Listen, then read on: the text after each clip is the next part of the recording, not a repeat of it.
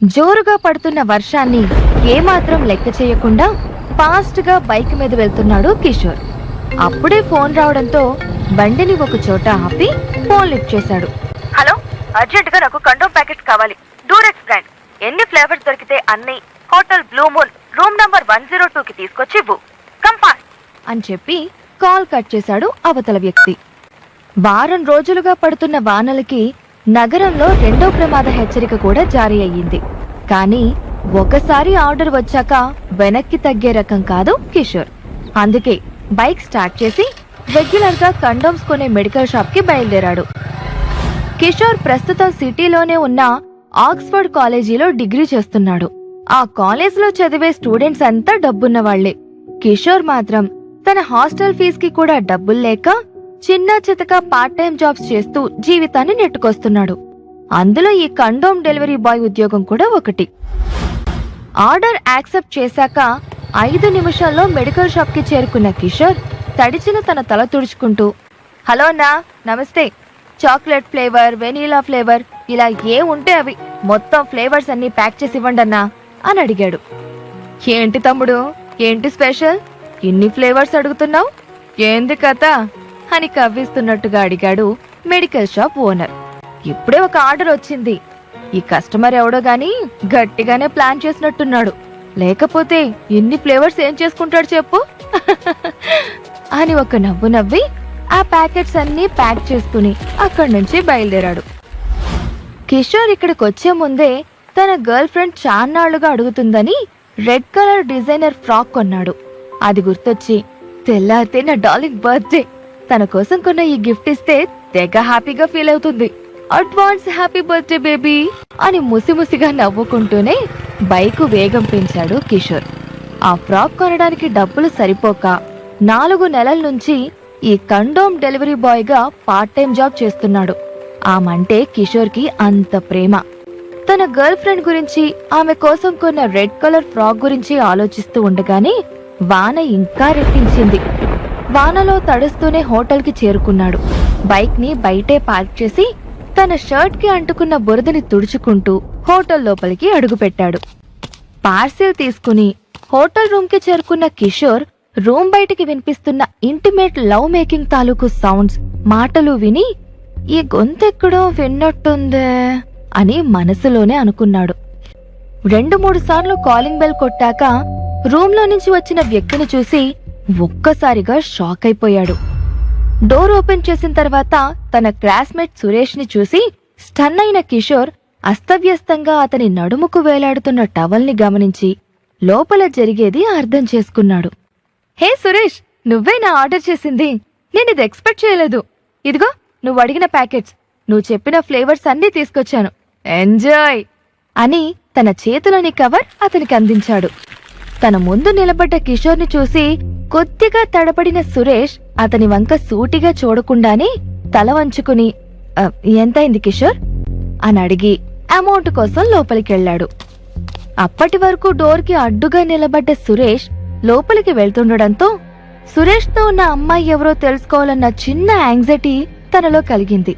కిషోర్ మెల్లగా లోపలికి తొంగి చూసి బెడ్ మీద హెయిర్ ని సరిచేసుకుంటూ కూర్చున్న లాస్యని చూసి స్టన్ అయ్యాడు. తను చూస్తున్నది ఎవరో నమ్మలేనట్టుగా టెన్షన్ పడుతూ మరోసారి కళ్ళు నులుముకుని చూశాడు. తెల్లచీర కట్టుకుని, జడలో మల్లెపూలు పెట్టుకుని, కుంకుమ రంగు గాజులు పెట్టుకుని వయ్యారంగా కాలు కదుపుతూ కూర్చుంది లాస్య. అతని కళ్ళెదురుగా ఉంది తన గర్ల్ ఫ్రెండ్ లాస్యనే అని కన్ఫర్మ్ అయ్యాక కిషోర్ కి కాళ్ల కింద భూమి కంపించినట్లయింది. కరెక్ట్ గా అదే టైంకి తల పైకెత్తి డోర్ వైపు చూసింది లాస్య. కిషోర్ ని చూసి అదిరిపడి బెడ్ మీద నుంచి పైకి లేచింది. కిషోర్, నువ్వు ఇక్కడ అంటూ మాటల కోసం తడుముకుంటున్న లాస్యని చూసి పళ్ళు పటాపటా కొరికాడు కిషోర్. అదే నేను అడగాలి, అసలు నువ్వేంటిక్కడ అని సీరియస్ గా అడిగాడు కిషోర్. రూమ్ లో అడుగుపెట్టి ఆమెకి ఎదురు వచ్చి నిలబడ్డాడు కిషోర్.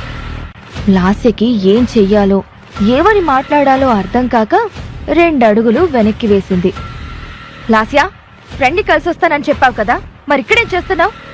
పర్సనల్ మీటింగ్ అంటే ఇదేనా అని ఆవేశంగా అన్నాడు.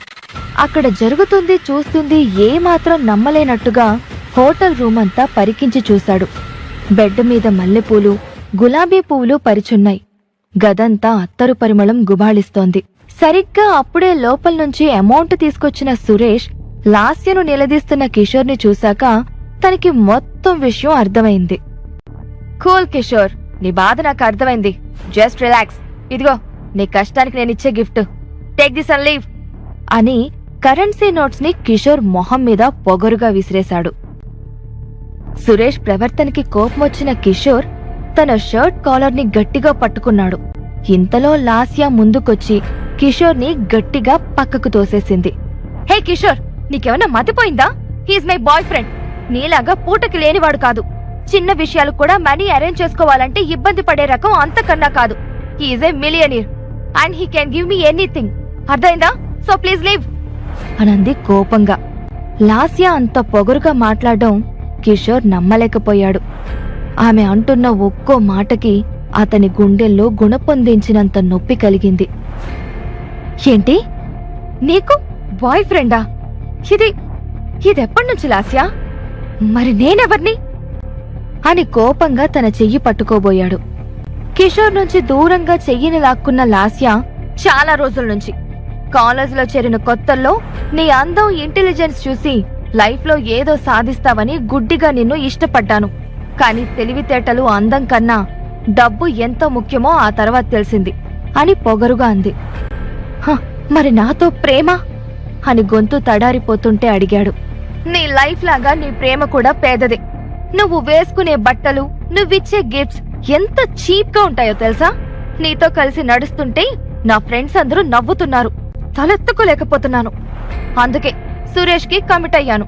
మా మూడ్ని చెడగొట్టుకు వెళ్ళు అని ఎంతో న్యాచురల్ గా చెప్తున్న లాస్యతో ఏం మాట్లాడాలో కూడా అర్థం కాని కిషోర్ విరక్తిగా అక్కడే నిలబడిపోయాడు. ఏంటింకా చూస్తున్నావు అని గద్దించినట్టుగా చూసింది లాస్య. అంటే ఏంటి లాస్య, నన్ను వదిలేస్తున్నావా అని కళ్లల్లో నీళ్లు తిరుగుతుండగా అడిగాడు కిషోర్. వదిలేసి చాలా కాలమయ్యింది. నీకు క్లారిటీ ఇవ్వడానికి ఇంత టైం పట్టింది అని కరుకుగా అంది లాస్య. అంటే అని అక్కడే నిలబడి అడిగాడు కిషోర్. కిషోర్, నన్ను విసిగించుకో. ఇలా కండోమ్స్ డెలివరీ చేసేవాడివని తెలిస్తే ఎప్పుడో వదిలేసేదాన్ని. నీలాంటి వాడితో ఇన్ని రోజులు క్లోజ్ గా ఉండడమే ఎక్కువ. ఓ లెట్స్ బ్రేకప్ చీప్ ఫెలో అని చీప్ గా చూసింది లాస్య. లాస్య ఇచ్చిన ఆన్సర్ తో కిషోర్ కి మాట కట్టయిపోయింది. కన్నీళ్లని బలవంతంగా ఆపుకొని 4 నెలలు కష్టపడి కొన్న డిజైనర్ ఫ్రాక్ ని లాస్య పాదాల ముందు పెట్టి, హ్యాపీ బర్త్డే లాస్య. నేను నీకు ఇవాళ గిఫ్ట్ ఇద్దామని అనుకుంటే నువ్వే ఊహించని కానుకిచ్చావు అనేసి అక్కడి నుంచి వెనక్కి తిరిగాడు. రే కిషోర్, నీ కండోమ్ ప్యాకెట్స్ డబ్బులు తీసుకోలేదు అని ఫ్లోర్ మీద పడిన డబ్బుల వంక చూస్తూ అన్నాడు సురేష్. ఆ మాట విన్న కిషోర్ కి విపరీతమైన కోపమొచ్చింది. కింద పడున్న నోట్లన్నీ తీసి అతని ముఖం మీద విసిరికొట్టి, తీసుకురా చీటర్, నేనే నీకు ఆ కండోమ్స్ గిఫ్ట్ గా ఇస్తున్నా అని కళ్ళెర్ర చేసి అక్కడి నుంచి వెళ్లిపోయాడు. అతనలా తిరగ్గానే సురేష్, కమాన్ బేబీ, మూడంతా స్పాయిల్ అయింది. ఈ రాత్రిని స్వర్గంలా మార్చుకుందాం. లెట్స్ సెలబ్రేట్ యువర్ బర్త్డే అని కిషోర్ కి వినిపించేలా అంటూ లాస్యను పైకి లిఫ్ట్ చేసి ఆమె లిప్స్ ను తన లిప్స్ తో గట్టిగా లాక్ చేశాడు. తన ముందే సురేష్ తో ఇంటిమేట్ గా ఉన్న లాస్యను చూసిన కిషోర్ కి మొదటిసారిగా ఆమె మీద విపరీతమైన అసహ్యం కలిగింది. అక్కడ్నుంచి బయటికొచ్చి జోరున పడుతున్న వానలో అలాగే తడుస్తూ నడుచుకుంటూ వెళ్తున్నాడు. గుండెల్లో వేల అగ్నిగోళాలు విస్ఫోటనం చెందినట్టుగా విలవిల్లాడిపోయాడు కిషోర్. ఏడుస్తూ అలాగే కాసేపు ఒంటరిగా వానలోనే నిలబడ్డాడు. లాస్య చేసిన మోసాన్ని తట్టుకోలేకపోయాడు. చివరికి డబ్బు కోసం బరితెగించిన ఇలాంటి అమ్మాయి తనకు దూరం అవ్వడమే మంచిదని మనసుకు నచ్చజెప్పుకున్న కిషోర్ బైక్ ఎక్కి తన రూమ్ కి బయలుదేరాడు. రూమ్ లోకి ఎంటర్ అవుతున్న కిషోర్ ఫోన్ కి సడన్ గా వరుస పెట్టి మెసేజెస్ వస్తున్నాయి. డీప్ సౌండ్స్ విని ఈ టైంలో ఇన్ని మెసేజెస్ ఎవరు చేసుంటారు అనుకుంటూ ఫోన్ ఓపెన్ చేసిన కిషోర్ మొదటి మెసేజ్ చదివి ఎలక్ట్రిక్ షాక్ కొట్టినట్టు ఫీల్ అయ్యాడు. ఫోన్ ని పట్టుకున్న అతని చెయ్యి సన్నగా వణకడం స్టార్ట్ అయ్యింది. కంగ్రాచులేషన్స్ పసుపులేటి కిషోర్, నీ 7 ఏళ్ల పేదరిక శిక్ష పూర్తయింది అని ఒక మెసేజ్ వచ్చింది. వణుకుతున్న చేతులతోనే మరో మెసేజ్ ఓపెన్ చేసి చూశాడు. ఈ రోజుతో నీపై ఉన్న అన్ని నిబంధనల్ని పసుపులేటి ఫ్యామిలీ ఎత్తేసింది. Welcome to the billionaires club అని మెసేజ్ చదివాడు. ఎగ్జైట్మెంట్ తట్టుకోలేని కిషోర్ రూమ్ లోకి వెళ్లి కూర్చుని మిగతా మెసేజెస్ ని కూడా జాగ్రత్తగా చదివి ఒక రకమైన ఫీలింగ్ తో నిద్రపోయాడు. మరుసటి రోజు పొద్దున్నే హుషారుగా నిద్రలేచి బ్యాంక్కి బయలుదేరాడు. ప్రపంచంలోని అతిపెద్ద బ్యాంక్ అయిన సిలికాన్ సిటీ బ్యాంకు చేరుకున్నాడు. ఆ బ్యాంకు ముందు ఎన్నో లగ్జరీ కార్స్ పార్క్ చేసున్నాయి. బాగా డబ్బున్న ధనవంతులు మాత్రమే ఆ బ్యాంకులో అకౌంట్ ని యాక్సెస్ చేయగలరు. తలదించుకుని నేరుగా మెట్లెక్కి బ్యాంకులోకి వెళ్తున్న కిషోర్ ఎదురుగా ఫోన్ చూసుకుంటూ పరధ్యానంగా దిగొస్తున్న దీపికాని గమనించుకోకుండా ఢీకొట్టాడు. కింద పడ్డ దీపిక కిషోర్ ని, అతని చీపు బట్టల్ని చూసి, హే ఇడియట్, కళ్ళు ఎక్కడ పెట్టుకుని నడుస్తున్నావు? ఇంతకీ ఎవరు నువ్వు? ఊపుకుంటూ వచ్చేస్తున్నావు, పోవతలకి అని కసురుకుంది ఆ అమ్మాయి. దీపికని చూసి కిషోర్ సమాధానం ఇవ్వకుండా, పాపకి మనమెవరో తెలియక పిచ్చి పిచ్చిగా మాట్లాడుతుందిలే అని మనసులోనే అనుకుంటూ చిన్నగా నవ్వుకున్నాడు. అతని నవ్వుకి ఇరిటేట్ గా ఫీల్ అవుతూ, రే ఎదవా, ఆర్ యు డెఫ్? వెళ్ళమంటే వినపట్లేదా? ఎందుకు నవ్వుతున్నావురా ఇడియట్ అని అరిచింది. ఆమె మాటలకు రియాక్ట్ అవ్వడం అనవసరం అనుకున్న కిషోర్ సైలెంట్ గా బ్యాంకు లోపలికి వెళ్లిపోయాడు. హలో బాసు, ఇదేమన్నా నీ అత్తారిల్లు అనుకున్నావా? ఎవరు పడితే వాళ్ళు లోపలికి వెళ్లిపోవడానికి? ఇదేం సత్రం కాదు, వరల్డ్ టాప్ మోస్ట్ బ్యాంక్, బయటినాడు అంటూ గోల చేసింది ఆ అమ్మాయి. ఆ అమ్మాయి మాటలకు ఫీల్ అయి, హలో మేకప్ పాప, మర్యాదగా మాట్లాడు, నాకు లోపల పనుంది, లోపలికి వెళ్లాలంటే నీ పర్మిషన్ తీసుకోవాలని రాజ్యాంగంలో రాసుందా అని కఠినంగా అన్నాడు కిషోర్. కిషోర్ మాటలకు కోపగించుకున్న Deepika, you beggar, how dare you అని అతన్ని కొట్టేందుకు చెయ్యి పైకెత్తింది. కిషోర్ రియాక్ట్ అవ్వకముందే ఆ చేతిని ఆపింది. అప్పుడే అక్కడికొచ్చిన ఆ బ్యాంక్ ఎంప్లాయ్ కుందన. తనను మధ్యలోనే ఆపిన కుందనను చూసి, హాయ్ కుందన, కరెక్ట్ టైంకి వచ్చావు. చూడు, వీడెవడో కూడా తెలీదు, బ్యాంకులోకి వితౌట్ పర్మిషన్ ఎంటర్ అవుతున్నాడు. ఆపబోతే నన్నే తిట్టాడు, బస్తీ ఎదవా అని కంప్లైంట్ ఇచ్చింది దీపిక. ఇట్స్ ఓకే దీపిక, మీరు వెళ్ళండి, ఐ విల్ హ్యాండిల్ ఇట్ అని దీపికని పంపించి కిషోర్ తో మాట్లాడడానికి వెనక్కి తిరిగింది కుందన. కాని అతను అక్కడ కనిపించకపోవడం చూసి, పాపం ఇది కూడా నార్మల్ బ్యాంక్ అనుకుని వచ్చుంటాడు, కాదని తెలుసుకుని వెళ్లిపోయి ఉంటాడు అనుకుంది. తన రూమ్ లోకి వెళ్లబోయిన కుందన బ్యాంకు లోపలికి ఎంటర్ అయి విఐపి సెక్షన్ వైపు వెళ్లబోతున్న కిషోర్ ను చూసి గుండె ఆగినంత పని అయ్యింది. హే నిన్నే, ఆగు, అసలెలా వచ్చావు లోపలికి? ఈ బ్యాంక్ నీలాంటి వాళ్ల కోసం కాదు, వెళ్ళు అని మృదువుగా చెప్పి అతన్ని ఆపింది. ఆ పాప గోల అయిపోయింది, ఇప్పుడు నీ గోల మొదలైందా అని మనసులోనే అనుకున్న కిషోర్ కుందనతో మాట్లాడుతూ, మీరు పొరబడుతున్నారు, నాకీ బ్యాంకులో అకౌంట్ ఉంది అని సమాధానమిచ్చాడు. కిషోర్ వైపు చూసిన కుందనికి అతని అవతారం చూసి విపరీతమైన కోపం వచ్చింది. గట్టిగా తిట్టాలనిపించింది. కాని తన చుట్టూ ఉన్న కస్టమర్స్ డిస్టర్బ్ అవుతారు అన్న కన్సర్న్ తో కోపాన్ని కంట్రోల్ చేసుకుంటూ, హలో గల్లీఫిలో, నీ దగ్గరున్న ఏటీఎం కార్డు అకౌంట్ బుక్ ఏది ఇక్కడ పనిచేయదు. ఇది కేవలం శ్రీమంతుల కోసం ఓపెన్ చేసిన బ్యాంక్. నీకు చెప్పినా అర్థం కాదు. నా టైం వేస్ట్ చేయకుండా దయచేసి బయటికెళ్ళు అని రిక్వెస్ట్ గా అంటూనే అరిచింది కుందన. అబ్బా, నా గర్ల్ ఫ్రెండ్ మోసం చేసిందన్న బాధలో నేనుంటే పొద్దు పొద్దున్నే మీ గోలేంటమ్మా అని విసుక్కుంటూనే ఆమెకి ఆన్సర్ చెయ్యకుండా విఐపి సెక్షన్ వైపు నడిచాడు కిషోర్. ఆ సెక్షన్ లోకి వెళ్లడానికి కుందనకు, బ్యాంక్ మేనేజర్ కి చాలా కొద్ది మంది విఐపి కస్టమర్స్ కు మాత్రమే పర్మిషన్ ఉంటుంది. ఆ కస్టమర్స్ ఇందులోకి అడుగు పెట్టాలన్నా కూడా గోల్డెన్ కార్డ్ తప్పనిసరి. అందుకే కళ్ల ముందే తన మాట లెక్క చేయకుండా కిషోర్ లోపలికి వెళ్లేందుకు ట్రై చేయడం చూసి ఆమెకి ఎక్కడలేని కోపం వచ్చింది. హే, ఏం చేస్తున్నావు? చెవులు పనిచేయట్లేదా? ఆగు అని అరుస్తున్నా కూడా పట్టించుకోకుండా విఐపి సెక్షన్ డోర్ తెరిచి లోపలికి అడుగు పెట్టాడు కిషోర్. నేరుగా వెళ్లి ఎదురుగా విశాలంగా ఉన్న ఆ గదిలో సోఫాలో దర్జాగా కూర్చున్నాడు కిషోర్. కొంప మునిగింది. మేనేజర్ చూస్తే నా పని అంతే. అబ్బా, వీడి దగ్గర గోల్డెన్ కార్డ్ ఏం కర్మ, కనీసం ఆధార్ కార్డు కూడా లేని. విఐపి రూమ్ లోకి వెళ్ళాక కాసేపటికి ఎదురుగా కనిపించిన మేనేజర్ క్యాబిన్ లోకి వెళ్లాడు కిషోర్. సిస్టంలో ఏదో వర్క్ చేస్తూ బిజీగా ఉన్న మేనేజర్ మోహన్ తన ముందు నిలబడ్డ కిషోర్ని చూసి ఆశ్చర్యపోయాడు. ఇతన్ని ఎవరు లోపలికి రానిచ్చారు? ఈ కుందన ఏం చేస్తోంది అని మనసులో తిట్టుకుంటూనే, hello, how can I help you అని ఫార్మాలిటీ కోసం అడిగాడు మేనేజర్. గుడ్ మార్నింగ్ సార్, నేను నా అకౌంట్లో నుంచి డబ్బులు విత్డ్రా చేసుకోవడానికి వచ్చాను అని మర్యాదగా సమాధానమిచ్చాడు కిషోర్. చూడు బాబు, 100, 500 డ్రా చేయడానికి ఇది మామూలు బ్యాంక్ కాదు, శ్రీమంతుల బ్యాంక్. ఇక్కడ మేం ప్రొవైడ్ చేసే గోల్డెన్ కార్డు ఉంటేనే విత్డ్రా చేసుకునే ఫెసిలిటీ ఉంటుంది.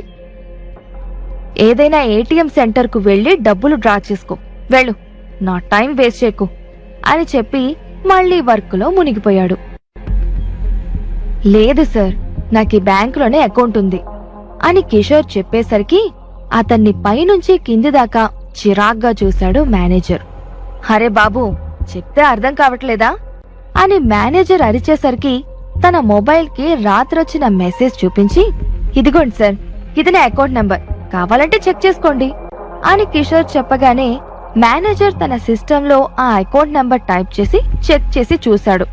క్షణాల్లోనే అకౌంట్ నాట్ ఫౌండ్ అని డిస్ప్లే మీద కనిపించడంతో మేనేజర్ ఎగతాళిగా నవ్వుతూ, నేలాంటి వాడికి మా బ్యాంకులో అకౌంట్ ఉండదని చెప్తే వినిపించుకోవు అని ల్యాప్టాప్ ని కిషోర్ వైపు తిప్పి చూపిస్తూ కుర్చీలోంచి కోపంగా పైకి లేచాడు.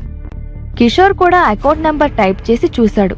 అయినా కూడా సేమ్ రిజల్ట్ రావడంతో యువర్ ఫినిష్డ్ అన్నట్టుగా చూశాడు బ్యాంక్ మేనేజర్. కిషోర్ కి చెమటలు పట్టాయి. ఏం చెయ్యాలో అర్థం కాలేదు. జాగ్రత్తగా చూస్తే ఆ account number alphabets, numerical numbers తో మిక్స్డ్ గా ఉన్నట్టు అనిపించి మళ్లీ మూడోసారి చాలా కేర్ఫుల్ గా టైప్ చేయబోయాడు. హే, ఏం చేస్తున్నావ్? అకౌంట్ బ్లాక్ అవుతుంది అని మోహన్ అరిచేలోపు 0 ఉన్న చోట ఓ అని టైప్ చేసి చెక్ చేస్తే అకౌంట్ ఫౌండ్ అని డిస్ప్లే మీద కనిపించడంతో మేనేజర్ కి షాక్ కొట్టినట్టు అనిపించింది. హే, ఎవట్రా నువ్వు? హ్యాక్ చేసావా లేక రాబరీ చేయడానికి వచ్చావా? లే, మర్యాదగా బయటనాడు అని అరుస్తూ పోలీసులకి ఫోన్ చేయబోయాడు. ఇంతలో కిషోర్, సార్ ప్లీజ్, మీ బ్యాంకులో ఫింగర్ ప్రింట్ వెరిఫికేషన్ సిస్టమ్ ఉంది కదా, కావాలంటే అందులో కూడా చెక్ చేయండి అని చెప్పాడు కిషోర్. బ్యాంక్ మేనేజర్ మోహన్ తడబాటు గమనించిన కిషోర్, సార్ ఈ ఒక్కసారికి చెక్ చేయండి, నా ఫింగర్ ప్రింట్ కానీ మ్యాచ్ అవ్వకపోతే ఆ మరుక్షణమే నేను పోలీసులకి లొంగిపోతాను అని చెప్పగానే మేనేజర్ మోహన్ చెప్పకూడదు రెడీగా ఉండు అని ఫింగర్ ప్రింట్ వెరిఫికేషన్ సిస్టమ్ తెచ్చి అతని ముందు పెట్టాడు. కిషోర్ మేనేజర్ చూస్తుండగానే తన ఇండెక్స్ ఫింగర్ ని స్కానర్ పైన ప్లేస్ చేశాడు. సిస్టంలో బీప్ సౌండ్ తో పెద్ద పెద్ద బ్లూ కలర్ వర్డ్స్ తో యాక్సెస్ గ్రాంటెడ్ అని ఆటోమేటిక్ వాయిస్ వినిపించేసరికి స్టన్ అయ్యి సిస్టమ్ దగ్గరకు హడావిడిగా వచ్చాడు మోహన్. అక్కడ కనిపిస్తున్న నెంబర్ చూసి మోహన్ కాళ్ల కింద భూమి కదిలిన ఫీలింగ్ కలిగింది. కిషోర్ ఓపెన్ చేసిన అకౌంట్ నార్మల్ అకౌంట్ కాదు, అది అకౌంట్ నంబర్ 1. ఆ బ్యాంక్ స్టార్ట్ అయ్యింది పసుపులెట్టి ఫ్యామిలీ నుంచి. అలాంటి prestige family account Kishore finger print తో ఓపెన్ అవడంతో మేనేజర్ కంగు తిన్నాడు. అంత ఏసీలోనూ ముఖానికి పడుతున్న చెమటలు తుడుచుకుంటూ కిషోర్ ని కూర్చోడానికి సీట్ ఆఫర్ చేసి, కూర్చోండి సార్, మీరు పసుపులేటి ఫ్యామిలీకి సంబంధించిన వాళ్ళని నాకు తెలియదు, అందుకే మీతో అలా హార్ష్ గా బిహేవ్ చేశాను, ప్లీజ్ సార్ దాని గురించి పట్టించుకోకండి, మీకేం హెల్ప్ కావాలో చెప్పండి సార్, చిటికలో చేసేస్తాను అని ఎంతో మర్యాదగా అడుగుతున్న మేనేజర్ బిహేవియర్ కి కిషోర్ కి నవ్వొచ్చింది. మిస్టర్ మోహన్, నా అకౌంట్ లో బ్యాలెన్స్ ఎంతుందో చెక్ చేసుకోవాలి అన్న కిషోర్ మాటలకు వెంటనే రియాక్ట్ అయిన మోహన్ తన సిస్టంలో కిషోర్ అకౌంట్ కి సంబంధించిన డీటెయిల్స్ అన్ని ఓపెన్ చేశాడు. ప్రస్తుతం కిషోర్ అకౌంట్ లో ఉన్న బ్యాలెన్స్ స్క్రీన్ మీద డిస్ప్లే అయ్యింది. ఆ అమౌంట్ చూసి షాకులోకి వెళ్లిపోయాడు manager Mohan. Kishore bank balance అక్షరాల 6,000 కోట్లు. మోహన్ కంప్యూటర్ స్క్రీన్ పై ఉన్న తన అకౌంట్ బ్యాలెన్స్ చూసి, ఇంతేనా, ఇంకేమైనా డీటెయిల్స్ ఉన్నాయా అని చాలా క్యాజువల్ గా అడిగాడు. మిస్టర్ కిషోర్, ఒక్కసారి ఈ ఫైల్స్ ని గమనించండి, ఇవి మీ పేరు మీద ఉన్న అడిషనల్ ప్రాపర్టీస్. ఇదిగో చూడండి సార్, ఇది మా చెన్నై బ్రాంచ్ లో మీ పేరు మీద ఉన్న లాకర్ డీటెయిల్స్. లాకర్ నెంబర్ 206 లో 10 stacks of gold bars and 50 pieces of rare variety 10 carat diamonds భద్రపరిచున్నాయి. నెక్స్ట్ మా అమెరికన్ బ్రాంచ్ లోని మీ అకౌంట్ లో $15 లక్షల ఇవే కాకుండా unique antique gold and diamond sets ఉన్నాయి. మా బ్యాంకుకు సంబంధించిన చైనా బ్రాంచ్ లో క్రిస్టల్ బ్రేస్లెట్ అండ్ కొన్ని యాంటిక్ జ్యువెలరీ భద్రపరిచున్నాయి అని తన ప్రాపర్టీ డీటెయిల్స్ అన్ని వివరించిన మేనేజర్ వైపు నమ్మలేనట్టు చూశాడు కిషోర్. నెంబర్ 1 అకౌంట్ పేరు కింద ఇంకా చాలా మైనర్ అకౌంట్స్ ఉన్నాయి. అవి పసుపులేటి కుటుంబానికి సంబంధించిన ఇతర సభ్యులకి చెందిన అకౌంట్స్. అందులో ఒక్క అకౌంట్ అయిన కిషోర్ దగ్గరే ఇంత క్యాష్ ఉంటే మరి ఆ టోటల్ ఫ్యామిలీ అకౌంట్ లో ఎంతుంటుందో ఊహించడానికి కూడా భయపడ్డాడు మోహన్. కిషోర్ ని సాటిస్ఫై చేయగలిగితే తనకు తన బ్యాంకుకు అన్ని రకాలుగా మంచిది అని ఆలోచించిన మోహన్, సార్ మీకు ఏ సహాయం కావాలన్నా నన్ను అడగండి, అస్సలు మొహమాట పడకండి. మీరు అంటే ఇప్పటికిప్పుడే ₹1,00,00,000 తెచ్చి మీ చేతుల్లో పెడతాను అని నవ్వుతూ అన్నాడు. ఇట్స్ ఓకే, కానీ నాకు నా అకౌంట్ కి సంబంధించిన కార్డు, అదే గోల్డెన్ కార్డ్ కావాలి అని నెమ్మదిగా అడిగాడు కిషోర్. నిన్నటి వరకు ఒక్క పూట భోజనం కోసం కూడా ఎంతో శ్రమపడ్డ తన జీవితం నైట్ వచ్చిన ఒక్క మెసేజ్ వల్ల మారిపోవడం కిషోర్ కి నమ్మశక్యంగా లేదు. తన ఫోన్లో వచ్చిన మెసేజ్ మళ్లీ ఒకసారి చూసి దాన్ని శ్రద్ధగా చదివాడు Kishore. Hello mister Kishore, congratulations. తరతరాలుగా మీ కుటుంబం విధించిన కట్టుబాట్లను అనుసరించి 7 సంవత్సరాల పాటు మీ కుటుంబంలో ఎవరి నుంచి సహాయం పొందకుండా ఒంటరిగా ఒక కామన్ మ్యాన్ గా మీ జీవితాన్ని గడిపిన మీ పరీక్షా కాలం పూర్తయింది. రేపటి నుంచి మీకు మీ ఫ్యామిలీ స్టేటస్ తిరిగి దక్కుతుంది అని ఉంది ఫస్ట్ మెసేజ్ లో. దాని కిందే ఉన్న ఇంకో మెసేజ్ లో ఈ బ్యాంక్ డీటెయిల్స్ అడ్రస్ పంపబడ్డాయి. ప్రపంచంలోనే వ్యాపార దిగ్గజాల్లో పసుపులేటి కుటుంబం కూడా ఒకటి. అలాంటి కుటుంబానికి వారసుడైన కిషోర్ 7 సంవత్సరాల తర్వాత తిరిగి తన హోదా పొందాడు. కిషోర్ కోరిక మేరకు అతనికి గోల్డెన్ కార్డ్ సిద్ధం చేయించిన బ్యాంక్ మేనేజర్, సార్ ఇది మా బ్యాంక్ లో టాప్ మోస్ట్ కస్టమర్స్ కి అలాట్ చేసే కార్డు. మీ రేంజ్ కి కార్డ్ సూట్ అవ్వదు అని నాకు తెలుసు, కానీ మా దగ్గరున్న బెస్ట్ కార్డ్ ఇది, ప్లీజ్ యాక్సెప్ట్ ఇట్ అన్నాడు. గోల్డ్ కలర్ కార్డు మీద డార్క్ బ్రౌన్ కలర్ లో ప్రింట్ అయిన తన పేరు వంక గర్వంగా చూసుకున్నాడు Kishore. Okay mister Mohan, thank you అని చెప్పి బయలుదేరడానికి సిద్ధమైన కిషోర్ ని ఫార్మాలిటీ ప్రకారం తనే స్వయంగా సాగనంపాలి. కానీ ఎక్కడ వస్తువులు అక్కడే ఉన్నాయి, లాకర్ కూడా క్లోజ్ చేయలేదు. ఎలా అని డైలమాలో పడ్డ మోహన్ ను పట్టించుకోకుండా నేరుగా బయటకు వెళ్లాడు కిషోర్. కిషోర్ వెళ్లినప్పటి నుంచి రూమ్ బయట టెన్షన్ గా పళ్ళు కొరుకుతూ అటూ ఇటూ తిరుగుతూ వెయిట్ చేస్తోంది కుందన. ఇతను లోపలేమడిగాడో తెలీదు. ఇప్పుడు బయటకొచ్చి మేనేజర్ తనని ఏమంటారోనన్న భయంతో కుందనకు చెమటలు పడుతున్నాయి. ఒకవేళ కిషోర్ బ్యాంకు రాబరీ కోసం ప్లాన్ చేసుంటే అన్న ఆలోచన మొదలవ్వగానే కుందన ఇక ఆగలేక లోపలికి వెళ్లడానికి డోర్ ఓపెన్ చేసింది. కరెక్ట్ గా అదే టైంకి బయటకొచ్చిన కిషోర్ పై ఆమె కోపంతో విరుచుకుపడింది. అసలు నీ కామన్ సెన్స్ ఉందా? నీకక్కడ పర్మిషన్ లేదు, వెళ్లకూడదని చెప్తూ ఉంటే కూడా వినిపించుకోకుండా నేరుగా లోపలికి వెళ్తే ఏమనర్థం? చెప్పు, లోపల ఏం దొంగతనం చేశావు అని కిషోర్ ని దబాయించింది. హలో హలో, కాస్త ఆలోచించి మాట్లాడండి. నేనక్కడికి నా పర్సనల్ వర్క్ మీద వచ్చాను, అంతేకాని మీరు అనుకున్నట్టు దొంగతనానికి కాదు అని వస్తున్న కోపాన్ని కంట్రోల్ చేసుకుంటూ చెప్పాడు కిషోర్. కిషోర్ పాకెట్లో నుంచి కనిపిస్తున్న గోల్డ్ కార్డును చూసి ఆశ్చర్యపోయిన కుందన చేయి చాపి వెంటనే ఆ కార్డును అతని జేబులోంచి బయటకు లాగింది. అబ్బో, చేతిలో చిల్లి గవ్వలేదు కాని పొగరు మాత్రం తక్కువేం లేదు. మరిదేంటి? ఇది ఓన్లీ మా బ్యాంకు ప్రెస్టేజ్ కస్టమర్ కి ఇష్యూ చేసే కార్డు. ఇది ఇవ్వాలంటే వాళ్ళ బ్యాంకు బ్యాలెన్స్ మినిమం ఎంతుండాలో తెలుసా నీకు?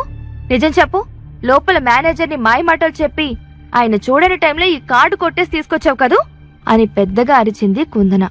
తను రూమ్ లో వర్క్ అంతా ఫినిష్ చేసుకుని అప్పుడే బయటకొచ్చిన మేనేజర్ రూమ్ బయట కిషోర్ తో ఆర్గ్యూ చేస్తున్న కుందనను చూసి భయంతో బిగుసుకుపోయాడు. ఏమైంది రోజు కుందనకు? ఎప్పుడూ లేంది కస్టమర్ తో ఇంత ర్యాష్ గా మాట్లాడుతుంది, అది కూడా కిషోర్ సార్ తో. అతను తలుచుకుంటే ఒక్క చిటికలో మా ఇద్దరు ఉద్యోగాలు ఫట్ అని కంగారుగా కుందన దగ్గరకు వెళ్లి, కుందన ప్లీజ్ కామ్ డౌన్ అన్నాడు. మేనేజర్ కిషోర్ వైపు సారీ అన్నట్టు చూస్తూ, సార్ చూడండి సార్ ఎదవా, మీ కళ్ళు కప్పి గోల్డెన్ కార్డ్ దొంగలించాడు అని మేనేజర్ మోహన్ తో ఏదో పెద్ద దొంగను పట్టుకున్నట్టుగా గర్వంగా చెప్పింది కుందన. స్టాప్ ఇట్ నాన్సెన్స్, కస్టమర్లతో ఎలా బిహేవ్ చేయాలో తెలీదా అని మోహన్ తిట్టగానే కుందన మొహమంతా మార్చుకుని తలదించుకుంది. ఆమె చేతుల్లో ఉన్న గోల్డెన్ కార్డును లాక్కుని కిషోర్కి ఇస్తూ, కిషోర్ సార్, ఇదిగోండి మీ కార్డ్ తీసుకోండి. I'm extremely sorry sir. ఈమె మా బ్యాంకులోనే నంబర్ 1 థింగర్ ఎంప్లాయ్. ఏదో తెలియకిలా చేసింది అని చాలా వినయంగా అన్నాడు. మేనేజర్ అలా అనడంతో కుందన పిల్లిలాగా అలిగినట్టు ముఖం పెట్టింది. 20 ఏళ్లు కూడా లేని మాసిపోయి బట్టలు వేసుకున్న కుర్రాడికి గోల్డెన్ కార్డ్ యాక్సెస్ ఉందా అని అక్కడున్న అందరూ ఆశ్చర్యంగా చూస్తూ ఉండిపోయారు. గోల్డెన్ కార్డ్ ఉందంటే మినిమం 30 కోట్లు ఉన్నట్టే. కాని కిషోర్ని చూస్తే అలా అనిపించట్లేదు. కిషోర్ ఇదేవి పట్టనట్టు, ఇట్స్ ఓకే బ్రో, మీరెందుకు సారీ చెప్పడం, మీ తప్పేం లేదు కదా అని మోహన్ కుందనల వైపు మార్చి మార్చి చూశాడు. వెంటనే మోహన్ కుందన వైపు చూసి, ఏం చూస్తున్నావు, సార్కి సారీ చెప్పు అని అరిచాడు. కుందన సిగ్గుతో తలదించుకుని సారీ సార్ అని క్షమాపణ చెప్పింది. కిషోర్ ఆమెకి సమాధానం కూడా ఇవ్వకుండా అక్కడి నుంచి వెళ్లిపోతుంటే, కిషోర్ సార్, మీకేదైనా అవసరం ఉంటే వాట్సాప్ లో ఒక్క మెసేజ్ పెట్టండి చాలు అని మళ్లీ చేతులు కట్టుకుని అడిగాడు మోహన్. ఇట్స్ ఓకే బ్రో అని అనేసి అక్కడి నుంచి వెళ్లిపోయాడు కిషోర్. కిషోర్ లాంటి వ్యక్తి తనని బ్రో అని పిలవడం చూసి యాహూ అని ఎగిరి గంతేశాడు మోహన్. మేనేజర్ అలా అరవడం చూసి, ఏంటి మా మేనేజర్ గడికి ఏమైనా పిచ్చి పట్టిందా ఏంటి, తిక్క తిక్కగా బిహేవ్ చేస్తున్నాడు అని ఆశ్చర్యపోయింది కుందన. కిషోర్ బ్యాంకు నుంచి నేరుగా కాలేజీకి వెళ్లిపోయాడు. బట్టలన్నీ మాసిపోయి బొరదంటుండడంతో సిగ్గుపడుతూనే క్లాస్ రూమ్ లోపలికి అడుగుపెట్టాడు.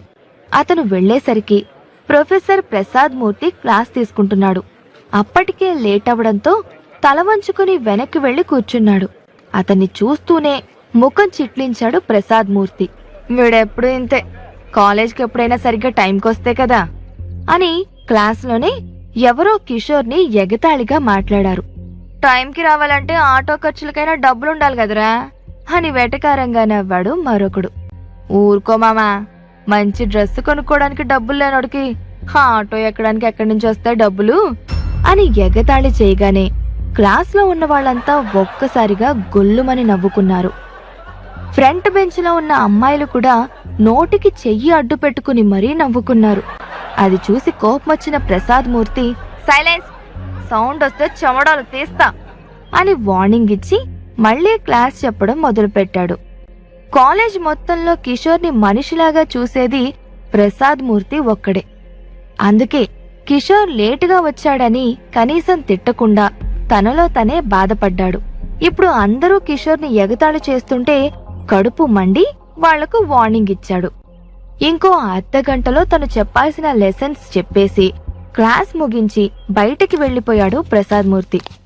అప్పుడే సురేష్ అని పిలుస్తూ క్లాస్లోకి ఎంటర్ అయింది లాస్య. అందరూ షాక్ అయినట్టు డోర్ వైపు చూశారు. ఆమె డైరెక్ట్ గా సురేష్ దగ్గరకొచ్చి అతని తల నిమిరి గాఢంగా పెదాలకి ఒక ముద్దిచ్చింది.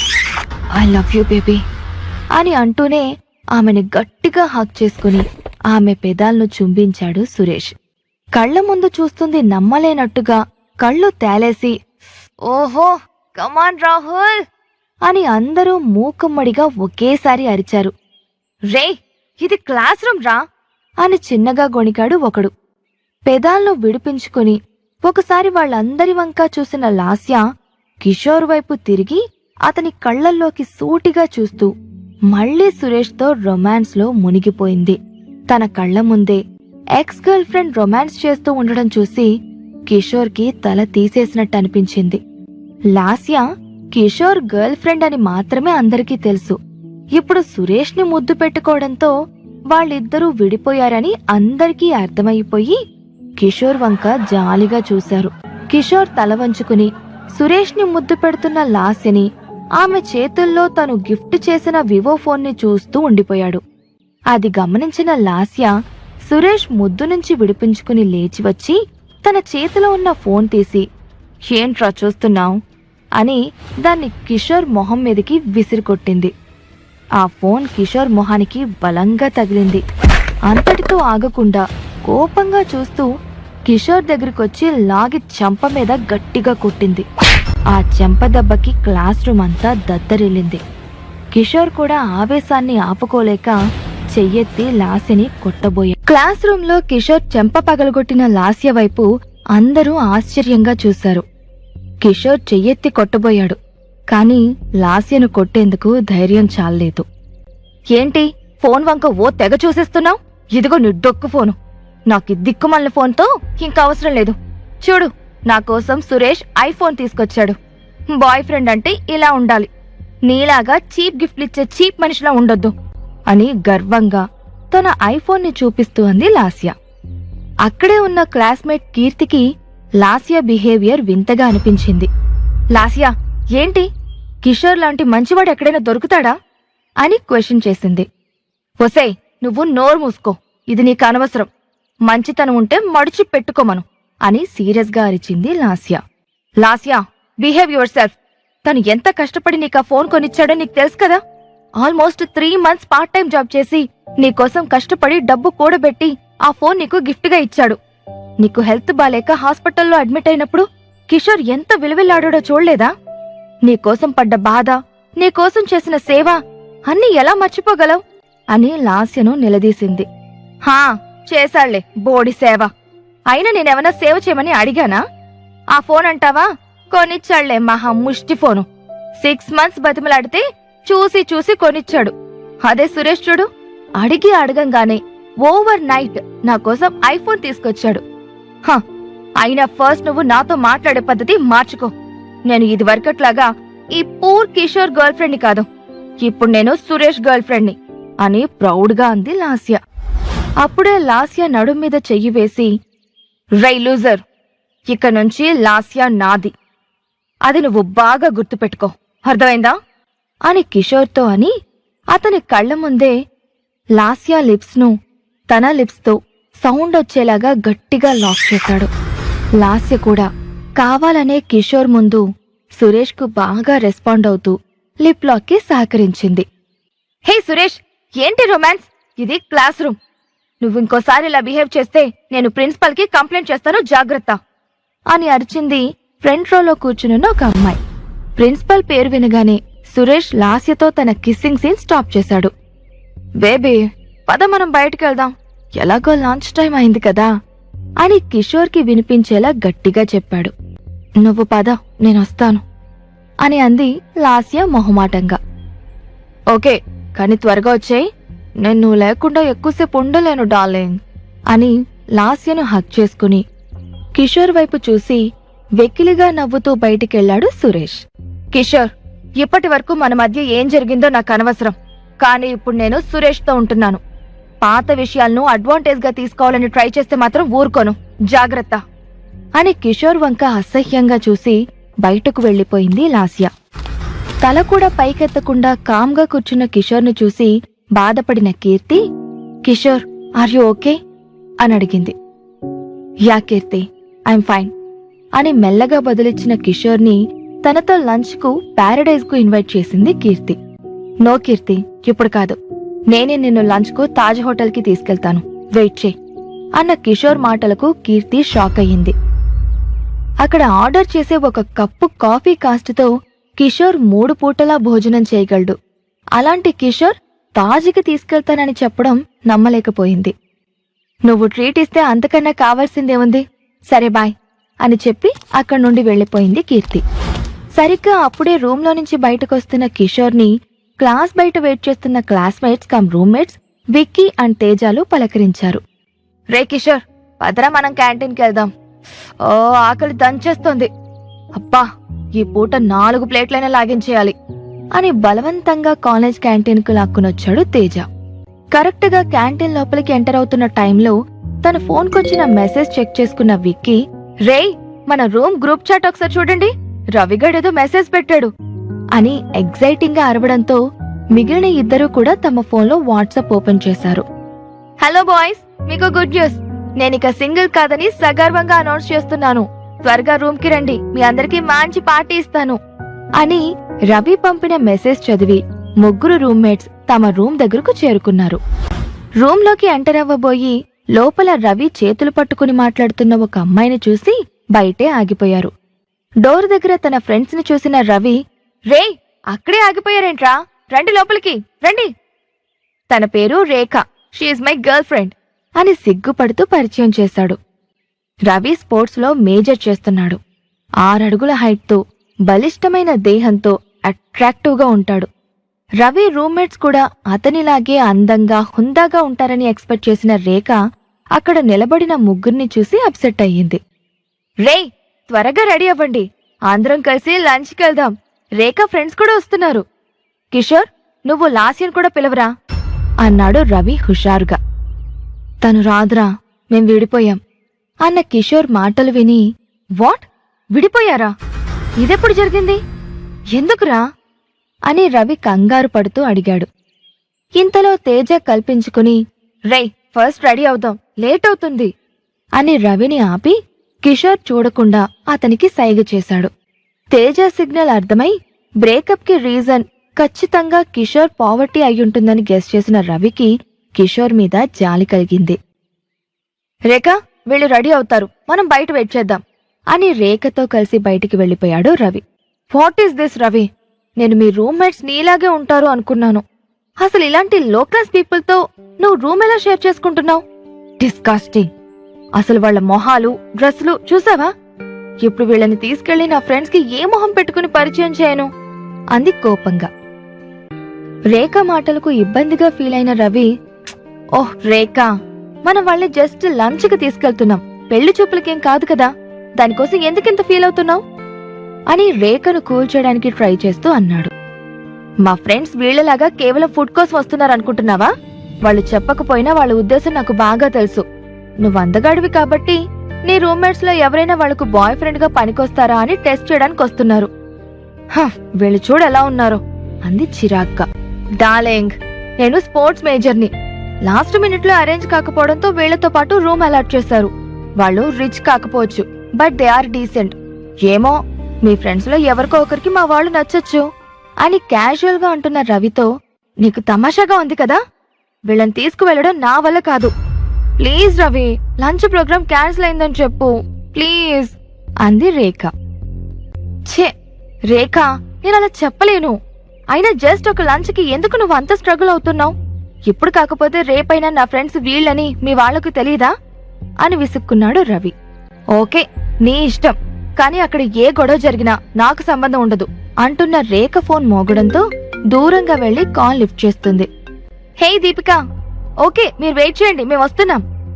వాళ్ళ గురించి నన్ను అడిగే కంటే డైరెక్ట్ గా మీరు చూస్తేనే బెటర్ అని ఫోన్ పెట్టేసింది రేఖ. అప్పుడే రెడీ అయి రూమ్ లోంచి బయటకొచ్చిన రవి ఫ్రెండ్స్ ని చూసి ఇరిటేట్ గా ఫీల్ అయింది. తేజ, విక్కీలు ఫ్రెష్ గా రెడీ అయ్యి డ్రెస్ చేంజ్ చేసుకున్నారు. కాని కిషోర్ మాత్రం ఆ పాత డ్రెస్ లోనే నిలబడ్డం చూసి ఇబ్బందిగా ఫీల్ అయ్యింది రేఖ. మా ఫ్రెండ్స్ అంతా ఆల్రెడీ రెస్టారెంట్ లో వెయిట్ చేస్తున్నారు, మీరు కొద్దిగా డ్రెస్ చేంజ్ చేసుకుంటే మనం త్వరగా బయలుదేరదాం అని కిషోర్ ని రిక్వెస్ట్ చేసింది. రేఖ, నువ్వు అనవసరంగా టైం వేస్ట్ చేసుకుంటున్నావు. వాడు కిషోర్, తేజ, విక్కీ, రవి కాదు.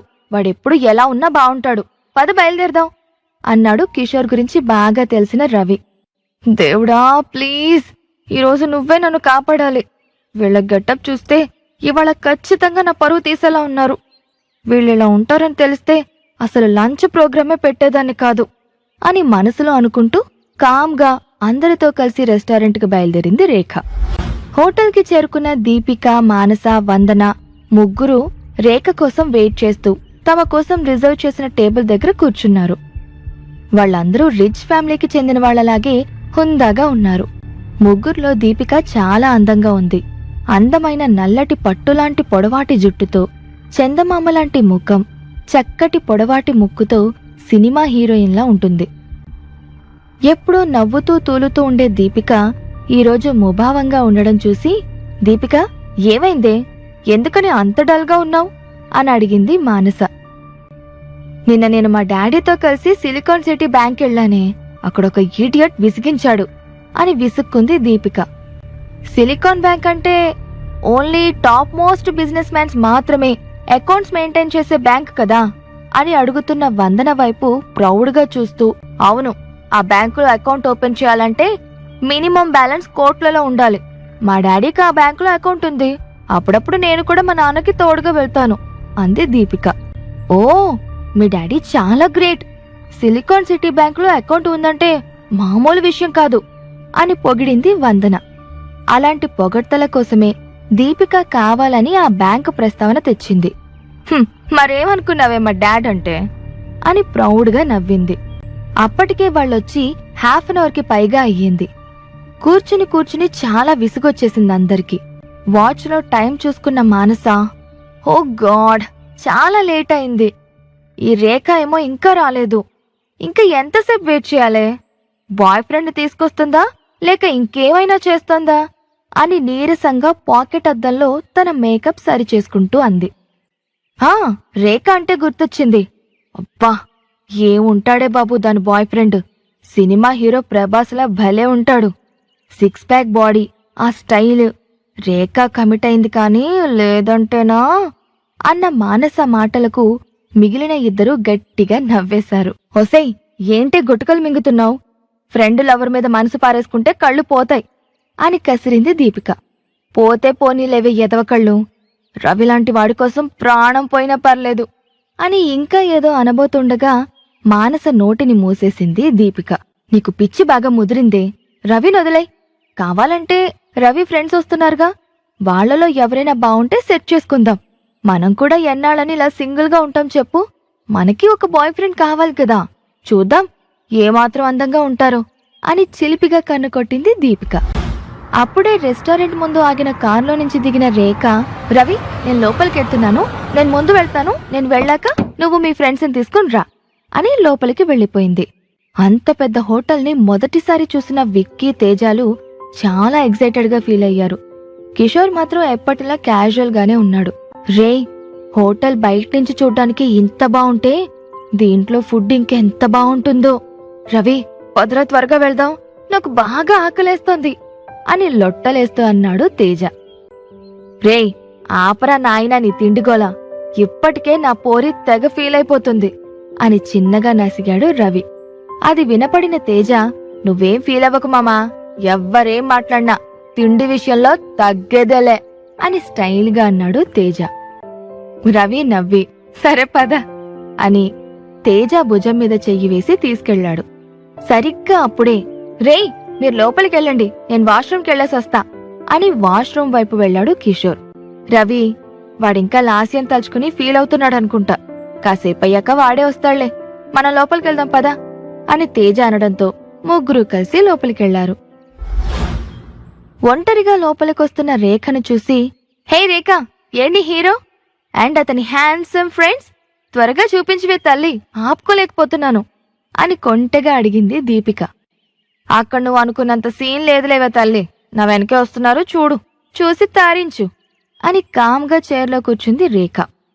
రేఖ మాటలు అర్థం కాక ఆమె వెనక వస్తున్న రవిని, అతని ఫ్రెండ్స్ని, వాళ్ల గెటప్స్ ని చూసి బిత్తరపోయారు రేఖ ఫ్రెండ్స్. ఆ ముగ్గురి మేకప్ మొహాలు మాడిపోయినట్టుగా వాడిపోయాయి. రవి విష్ చేసిన తర్వాత ఫార్మాలిటీకి కూడా విష్ చేయని రేఖ ఫ్రెండ్స్ బిహేవియర్ కి డిసప్పాయింట్ అయ్యాడు రవి. రేఖ, రవితో అతని ముగ్గురు ఫ్రెండ్స్ వస్తారని చెప్పావు, ఎక్కడా అని అడుగుతున్న దీపిక అప్పుడే టేబుల్ దగ్గరికి కిషోర్ వస్తూ ఉండడం చూసింది. అతన్ని చూడగానే, హే యూ ఇడియట్, ఆఖరికి ఇక్కడికి కూడా వచ్చావా? తినడానికి వచ్చావా లేక ప్లేట్స్ వాష్ చేయడానికి వచ్చావా అని వెటకారంగా అంటున్న దీపికను చూసి షాక్ అయ్యారు రవి, అతని ఫ్రెండ్స్. ఆ అరుపు అవమానంగా అనిపించి కిషోర్ తలవంచుకున్నాడు. వెళ్లాలా వద్దా అని అక్కడే దూరంగా నిలబడిపోయాడు. కిషోర్ని చూసి, గెట్ అవుట్ అని గట్టిగా అరిచింది దీపిక.